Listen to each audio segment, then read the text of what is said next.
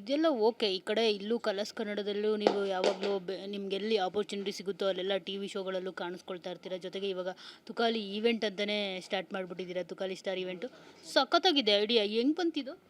Madam ನಾನು 12 ವರ್ಷದ ಹಿಂದೆಯೇ ಆರ್ಕೆಸ್ಟ್ರಾ ಮಾಡ್ತಾಯಿದ್ದೆ. ಸಂತು ಮೆಲೋಡಿಸ್ ಅಂತ ಆರ್ಕೆಸ್ಟ್ರಾ ಇತ್ತು. ಸ್ವಲ್ಪ ಸಾಲ ಎಲ್ಲ ಮಾಡಿ ಊರು ಬಿಟ್ಟು ಬಂದವ್ರು ನಾವು. ಸೊ ಯಾಕೆ ನಾನು ಬಿದ್ದಿರೋದ್ರಿಂದ ಮತ್ತೆ ಹೇಳ್ಬಾರ್ದು. ಸೊ ಇಷ್ಟೆಲ್ಲ ನೇಮ್ ಇದೆ, ಅವಾಗ ನೇಮ್ ಇರಲಿಲ್ಲ, ಮಾಡಿದ್ವಿ, ಒಂದಷ್ಟು ಜನ ನಗ್ಸಿದ್ವಿ. ಅವಾಗಿನ ಇವತ್ತು ನೇಮ್ ಇದೆ, ಎಲ್ಲ ಇದೆ, ಸಪೋರ್ಟ್ ಇದೆ. ಸೊ ಯಾಕೆ ನಾನು ಇದರಿಂದನೇ ಮೇಲೆ ಎದ್ದೇಳಬಾರ್ದು ಅಂತ ಅಂದ್ಬಿಟ್ಟು ಅದೇ ಮೆಲೋಡಿಸ್ ಆರ್ಕೆಸ್ಟ್ರಾನ ಇವೆಂಟಾಗಿ ಒಂದು ಪಾಲಿಷ್ ಮಾಡಿ ನನಗಿರೋ ಒಂದು ಹೆಸರು, ನನಗಿರೋ ಅಭಿಮಾನಿ ಬಳಗ, ನಮಗಿರೋ ಒಂದು ಕಾಂಟ್ಯಾಕ್ಟು ಅದನ್ನೆಲ್ಲ ಬಳಸ್ಕೊಂಡು ನಾನು ನನ್ನ ಹೆಂಡ್ತಿ ಸೇರಿ ಇದನ್ನು ಮಾಡಿದ್ದೀವಿ ಮೇಡಮ್.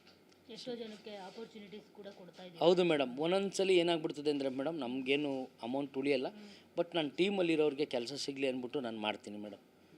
ಒಂದಷ್ಟು ನಮ್ಮ ಟೀಮಲ್ಲಿ ಹೋಗಲಿ ಅಂತ ಅಷ್ಟೇ. ಸುಳ್ಳು ಅಂದರೆ ತಲೆ ಮೇಲೆ ಹೊಡೆದಂಗೆ ಹೇಳ್ತೀರಲ್ವ. ಅಮೌಂಟ್ ಉಳಿದೆ ಯಾರಾದರೂ ಬಿಸ್ನೆಸ್ ಮಾಡ್ತಾರಾ? ನೀವು ಬಂದು ನನ್ನ ಜೀವನ ಹೆಂಗಾಗ್ಬಿಟ್ಟಿದೆ ಅಂದರೆ ನಾನು ಏನು ಹೇಳಿದ್ರು ಜನ ನಂಬಲ್ಲ, ಏನು ಮಾಡಿದ್ರು ಜನ ನಂಬಲ್ಲ. ಹೆಂಗೆ ಇದೆಲ್ಲ ನಾನು ಯಾಕಂದ್ರೆ ನಾನು ಕೊಡ್ತಾಯಿದ್ದೀನಿ ಮೇಡಮ್ ಕೆಲಸ. ಅಲ್ಲಣ್ಣ, ಕಡಲೆಕಾಯಿ ಅಂಗಡಿ ಇಟ್ಕೊಂಡಿರ್ತಾರೆ ತಳ್ಳಗಾಡಿನಲ್ಲಿ. ಅವ್ನು ಕಡಲೆಕಾಯಿ ವ್ಯಾಪಾರಿನೇ ಇವತ್ತು ಲಾಸ್ ಆದರೆ ನಾಳೆ ಇಕ್ಕಲ್ಲ ಅಂಗಡಿನ. ಅವ್ನು ಲಾಭ 20 ರೂಪಾಯಿ ಲಾಭ ಬಂದ್ರೇ ಅವನು ಕೆಲಸ ಮಾಡೋದು. ಅಲ್ಲಿ ಬೀದಿನಲ್ಲಿ ಕೆಲಸ ಮಾಡೋದಕ್ಕೆ ಏನು ಹುಚ್ಚ ಅವನಿಗೆ ಹೇಳಿ? ನೀವು ಅದು ಊರೂರು ಅಲ್ಕೊಂಡು ಊರೂರು ತಿರುಗ್ಕೊಂಡು ಅಷ್ಟೊಂದು ಕಷ್ಟಪಟ್ಟು ಕೆಲಸ ಮಾಡ್ತಿರ್ತೀರ. ಬಿಸ್ನೆಸ್ಸಲ್ಲಿ ಲಾಭ ಇಲ್ಲದೆ ಕೆಲಸ ಮಾಡಿ ಅದು ನೀವು ನಮಗೆ ಹೇಳ್ತೀರಾ. ನಾವು ಎಷ್ಟು ವರ್ಷಗಳಿಂದ ನಿಮ್ಮನ್ನು ನೋಡ್ಕೊಂಡು ಬಂದಿಲ್ಲ ಮೇಡಮ್. ಹಂಗೇನಿಲ್ಲ, ಒಂದ್ಸಲ ಆಗುತ್ತೆ, ಒಂದ್ಸಲ ಹೋಗುತ್ತೆ, ವಿಶ್ವಾಸ ಇರುತ್ತೆ, ಪ್ರೀತಿ ಇರುತ್ತೆ. ನಾವು ಎಲ್ಲರ ಹತ್ರನೂ ಎಕ್ಸ್ಪೆಕ್ಟ್ ಮಾಡೋಕ್ಕಾಗಲ್ಲ. ಈಗ 20 ರೂಪಾಯಿ ಖರ್ಚು ಮಾಡಿದರೆ 22 ರೂಪಾಯಿ ಬಂದರೆ ತಾನೇ ನೀವು ಕಂಟಿನ್ಯೂ ಮಾಡೋದು. ಕೆಲವೊಂದ್ಸಲ 18 ರೂಪಾಯಿ ಬರುತ್ತೆ, ಅವಾಗಲೂ ನಾನೇನು ಬೇಜಾರಾಗಲ್ಲ ಮೇಡಮ್. ಆಗುತ್ತೆ. ಬ್ಯಾಲೆನ್ಸ್ ಎಲ್ಲೋ ಬಂದಿರುತ್ತೆ.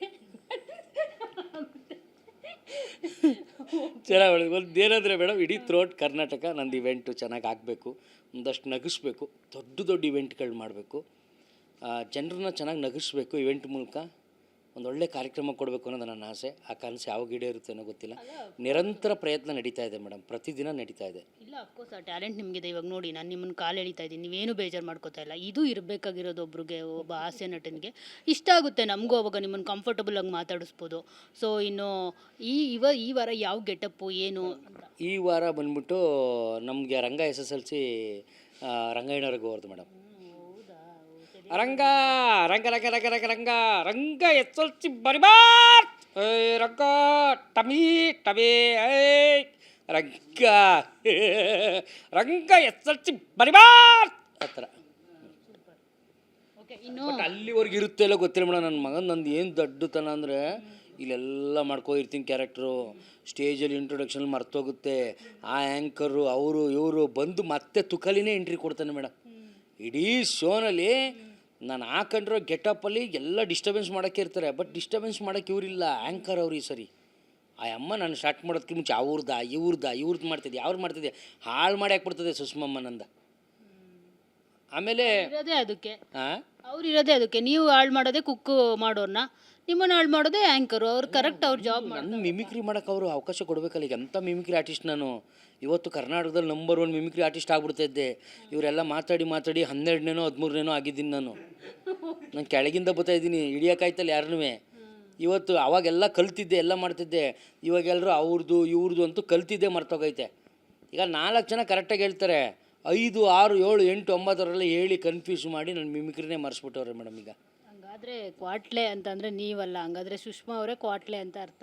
ಅಲ್ಲ, ಕ್ವಾಟ್ಲೆ ಅಂದರೆ ನಮ್ಮದು ಮಿಮಿಕ್ರಿ ಅವರೊಬ್ಬರೇ ಎಲ್ಲ ಎಲ್ಲರೂ ಮಾಡಿ ಈಗ ಮಿಮಿಕ್ರಿ ಆದಮೇಲೆ ಅವರೇನು ಇರೋಕ್ಕಲ್ಲ, ಸೈಡ್ಗೆ ಹೋಯ್ತಾರೆ. ಇನ್ನು ಪಿಚ್ಚೆಲ್ಲ ನಮ್ಮದೇ ಅಲ್ಲ. ಗ್ರೌಂಡ್ಗೆ ಎಂಟ್ರಿನೇ ಕೊಡೋಕ್ಕಾಗಲ್ವಲ್ಲ ಸುಷ್ಮಾ ಅವರು. ಈಗ ಅಡುಗೆ ಮಾಡೋದಕ್ಕೆ ಅವ್ರು ಯಾಕೆ ಬರ್ತಾರೆ? ಅಡುಗೆ ಮಾಡೋತ್ತಿರೋದು ನಮ್ಮದು. ಒಂದು ರಂಗ ಅಂತ ಒಂದು 2 ನಿಮಿಷ ಮಾಡಿಬಿಟ್ಟು ಹೋಗೋದಷ್ಟೇ.